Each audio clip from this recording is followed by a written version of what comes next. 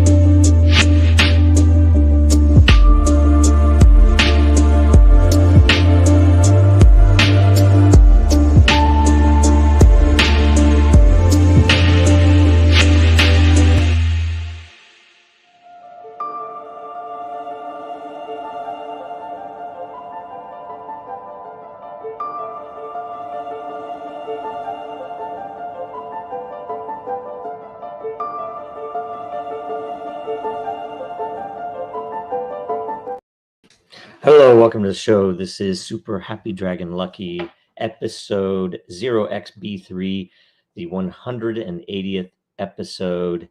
It's pronounced beta 3. Beta 3 is the episode.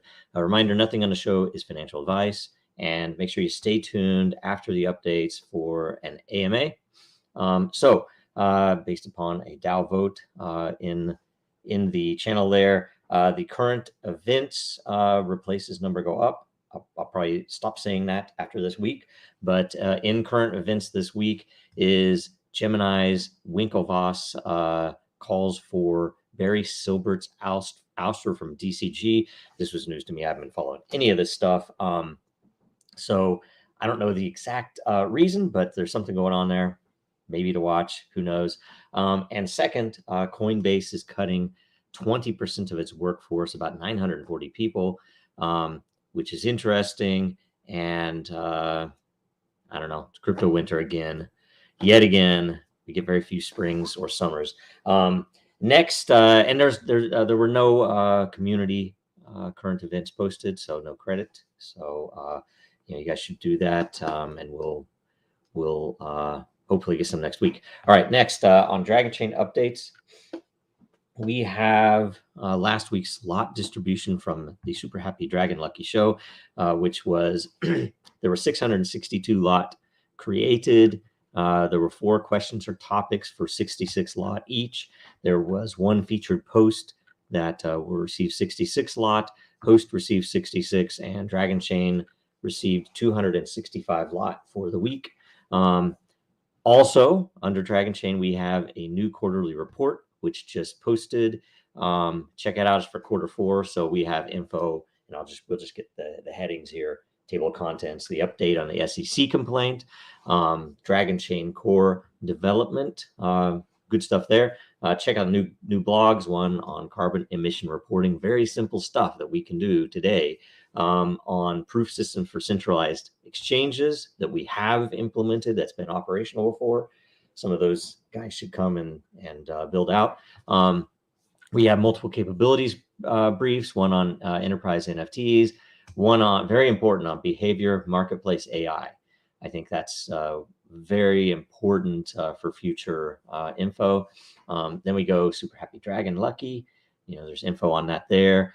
Stuff on the Cointelegraph, Innovation Circle contributions. We always get some good mentions there.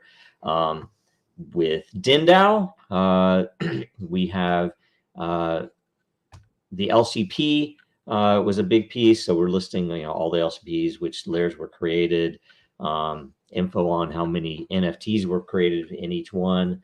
So go check out all that stuff. Then we get into updates on World Blockchain Roundtable. There were a few DAO votes, including theme selections, and you can look at what all of each month's themes were. Coffee with Den, info on that ongoing show, what new merch was put out, some decent stuff from FTX related and otherwise. So do go to Dragonchain.store. And let's see here. Is there anything else in the rest of the report? That's it. So, okay. That's the quarterly report. Now we go to Den.Social, and beginning today, the January 2023 LCP commitment phase has started. And per a Den DAO vote, the winners, winning proposals at the end of the week will be the number 1 by unique voter, the number 8 by lore committed, and the number 21 by lore committed. All lore commitments will need to be made by Tuesday, January 17th at 10 a.m. U.S. Eastern, 3 p.m. 1500 UTC. Go check that out in the special button on the side that looks like a little circle checkbox thing to pull up all of the proposals and make your votes. Next we go to, there's a Den DAO quarterly report, which includes metrics on various things, energy and everything else, but also how many votes there were, info on total replies, total votes, etc., and the all of the rewards. So it's interesting stuff. Go check that out. Let us know. It's in Den, so you can make comments and ask questions right there. If there's any info that should be added, some of that hopefully will roll into what is the metrics, the new metrics that are being worked on still. So anyway, let's see here. So next we have Coffee with Den. It is back on after the holidays. It airs at 9 a.m. Eastern, 6 a.m. Pacific. Everyone who participates earns Coffee with Den a lot. And then Den DAO, join us for the Den DAO call every Thursday. This Thursday, January 12 at 3 p.m. Eastern, 8 p.m. UTC. And watch for the post in the Den DAO lair for the agenda, where you can add stuff to the agenda effectively, and a link to join live. Everyone's welcome to join. It's just a meeting, so you don't need to turn your camera on, but it's particularly useful often to discuss things verbally. So now we go to the World Blockchain Roundtable update. Last week's episode was New Year's blockchain resolutions. Make sure you view that, you share it, you repost it wherever, because the more views it gets the first week, the more all the participants will get, and that's views across all the channels: Twitter, LinkedIn, YouTube, elsewhere, right? And episode 86 will be airing this Thursday, January 12 at 11 a.m. Eastern, 10 a.m. Central. The topic, very important one, is blockchain-based parallel systems. I think this effectively goes to a lot of the things that we even talked about on last week's roundtable. So it's going to be particularly useful in understanding how things can be built and what, how do you identify what should be built. So anyway, that's all the updates. So we'll have the AMA right after this. Now, more than ever, our data is at risk. Our supply chains are in jeopardy. Our systems are broken, and businesses feel powerless. Dragonchain gives you a different way, a safer way, a better way, and you have power over your data. Dragonchain gives you proof in an untrusted world. Build now at dragonchain.com, America's blockchain. Okay, so now we go to the AMA, and in fact, I'm going to refresh it here myself so that I thought I had it. I don't have it. All right, so I'll just read from here. Okay, Timo the Ward asks 2 questions this week. You're only allowed 1, but we'll probably get to both. Where do you realistically see, it's kind of combined, right? Combo question. Where do you realistically see Dragonchain in 3 to 5 years? And where do you hope Dragonchain will be in 3 to 5 years? So realistically, let's say, I don't know which. I mean, realistic is really hard to to figure out these days, because what should be frankly doable in a free country, in the free world, let alone in the leader of the free world, we should have been able to do a lot more than we've ever been able to do, because a lot of the realities came in that, that I'm not in the club, various team members are not in the club. So we're, we don't have some of the things that you can see what, for example, FTX got to, frankly, what we're building, in my humble opinion, is far more valuable than anything that FTX was doing, as an example. And there are plenty of other cases that you could say the same thing. And that's just me personally, personal opinion. I'm not saying that it's right for everybody or anything, but frankly, if you're looking at using this tech to free the human race, or to let people do what they can really do and be productive, is better for the world than finding a new way to do loans and usury and financial systems BS that already exists. And for some reason, we just want to say that this stuff is crypto. And you could point to Luna, you could point to FTX, you could point to the various algorithmic stable coins, and like, what purpose do those really serve, right? So realistically, it's hard to project. I'll make a best pass at it, though. Realistically, with some of the regulatory hurdles behind us, because we win all of that stuff, our cases, at least if you look at it objectively, and you don't cloud judgment with, again, the club stuff, and anything could happen, because I'm not in the club. But if you look at it objectively, it'd be very hard to make the case that others are trying to make, or very few others are trying to make. But anyway, that we win that, and essentially we are able then to increase our resources, either by extra funding or by actually getting more revenue in, based upon a couple of projects that are happening. So the realistic is that we continue moving, and some systems fall off that we realize, that's not really worth maintaining that system, and other systems grow, like Den, or some of the things that are hopefully coming out early this year. And from that, anything is possible. Now, my hopes would be, billions of transactions, thousands of adopted applications, including via just API-based integrations that are extremely simple for the customer or the user, and something that is very, very scalable, very maintainable for us and our partners. Because in many cases, some of these partners are running their own entire infrastructures, their own clusters and everything else, hitting Dragonnet and doing all the things that you guys are able to see. But many of them have not released yet, so they're still building out, still doing everything they have to do to build these systems. So my hope is that we greatly scale that once people see with their eyes what is possible, that they come in and start building more.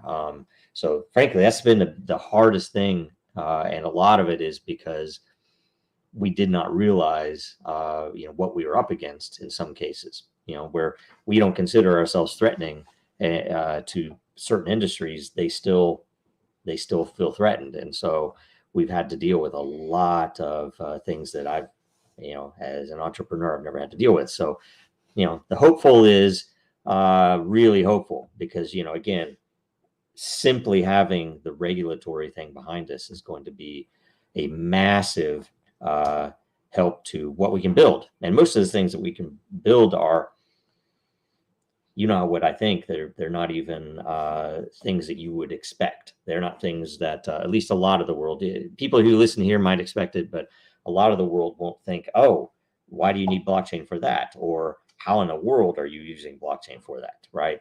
That those are the things we're trying to tackle, because once you can flip that narrative, that it's not all fintech. Yes, there's a fintech element, and it can be really well used for fintech, especially anti-fraud.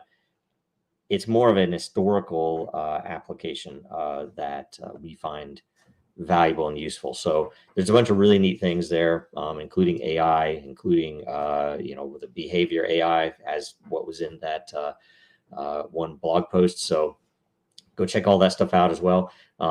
Great question. And by the way, I did upvote every single question, at least unless there's a new one, significantly this week. So I didn't not vote on any. So, okay, next question. Kratos God Boy. This is a really good question. With the emergence of artificial intelligence with services like ChatGPT, how does Dragonchain plan to work with AI in the future? So there's a bunch of really interesting things on the surface level that should be mentioned. I've said some of these before, similar questions in the past, but that AI training, for example, the fact that you are training the AI, that you are putting the input in, can be tracked, traced, and controlled, so that if you need to filter stuff, because some of them do filtering, some of them pretty heavy filtering on available information to the AI, right? That you can track that, and you can also make that then, which they are not doing right now, which would be really valuable, I do think. You could make that more transparent to say, we're limiting the AI to know about these concepts or to search these places or whatever else. That'll all be documented and published with proof, right? That's one good thing.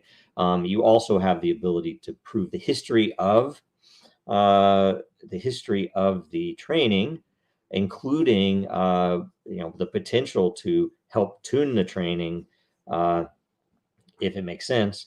Again, with whatever level of transparency you want, but the ability to roll back the training as well, so that you could realize, oh, it went down this path, which made it dumber or something. You could roll it back with proof, fork it, and there's some really interesting concepts. I can't remember what the naming is on them, where you find local optimums, so that it might be interesting to follow some of the paths that don't look right, because they end up being better than the paths that look right early on.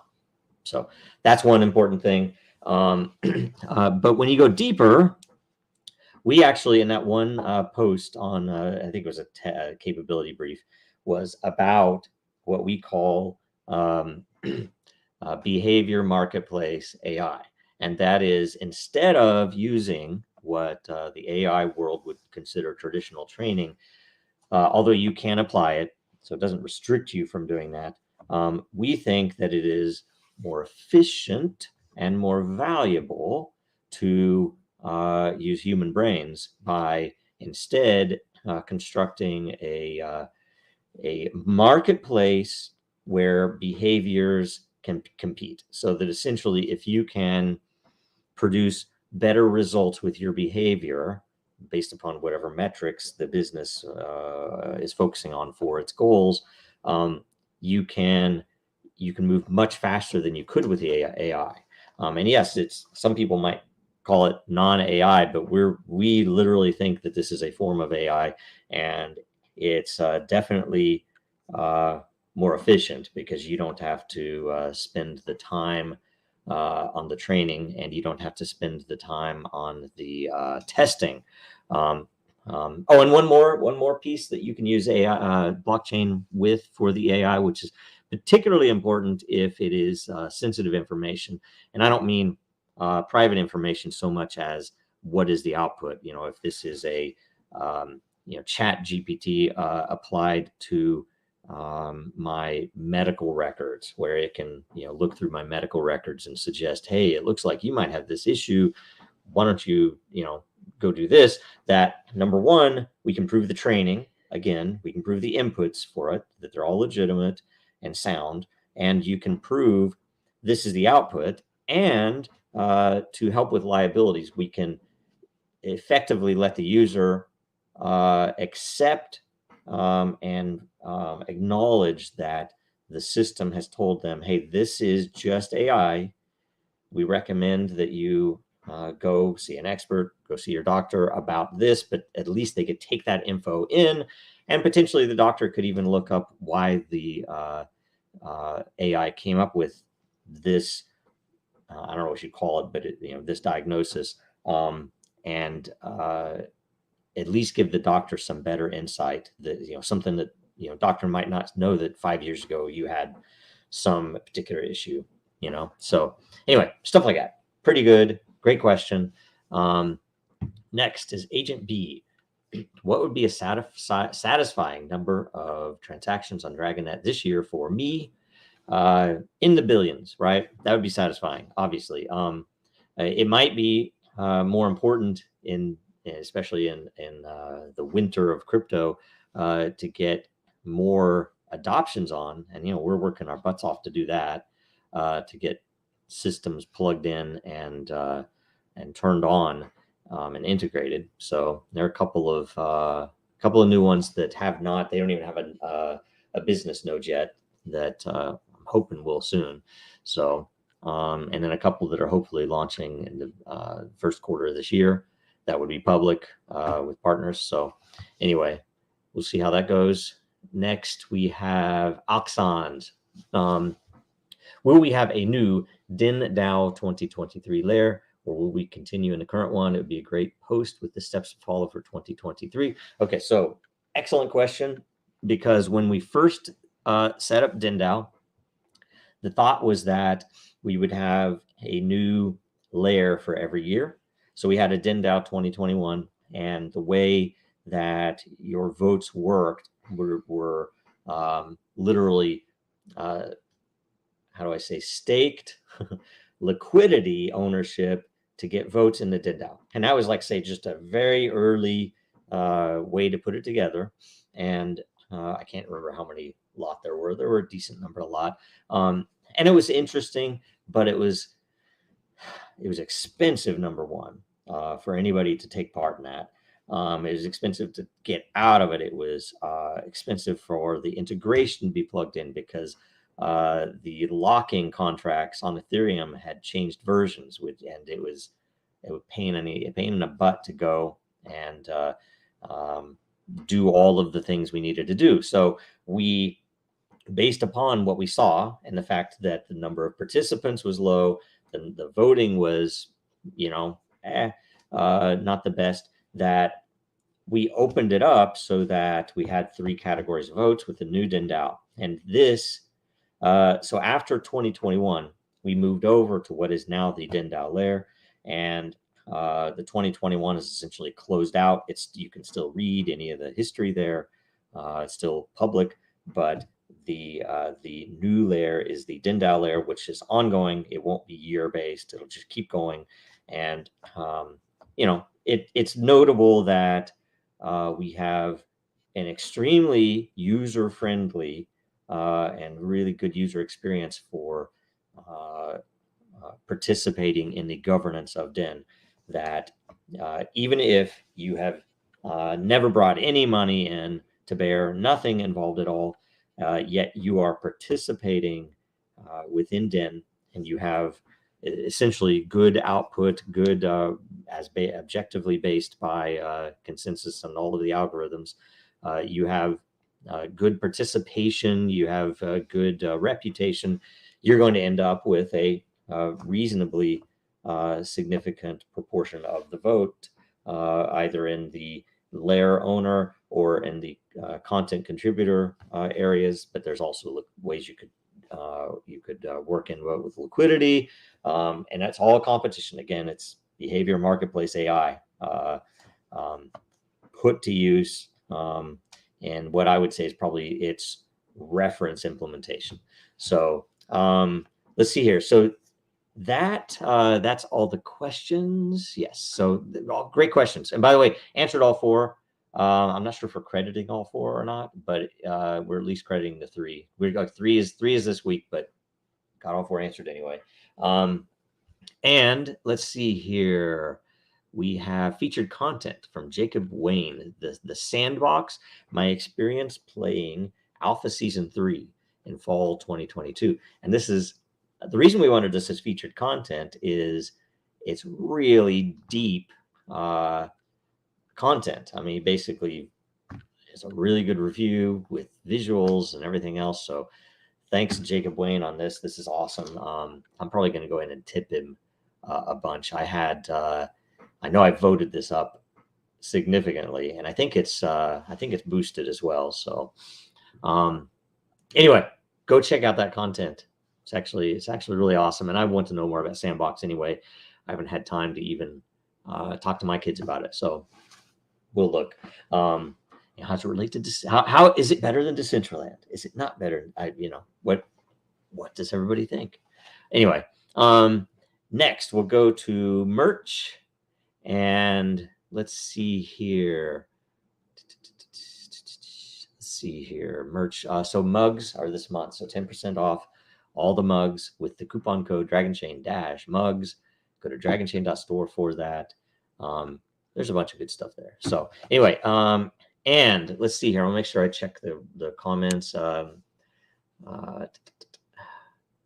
Okay, so Dave asks AMA questions to go into the weekly Den post, FYI. I'm not sure if he means that for the Den Coffee with Den or the regular Den post, but either way, let's see here. And Cesar Contreras.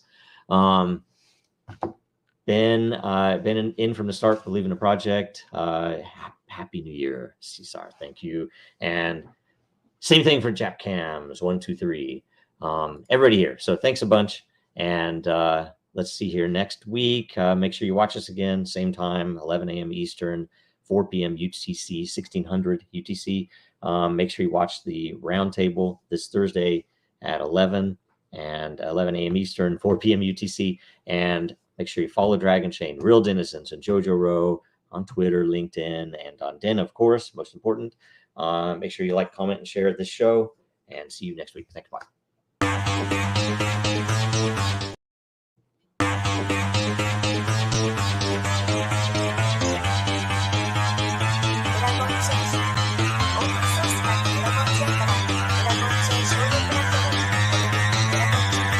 Because that goal will serve to organize and measure the best. Adaptable, all capital, label radical yet rational. Adaptable approach is palpable if this animal is fallible. But that conclusion is laughable, so with for all detachable from the mandible, you see it now.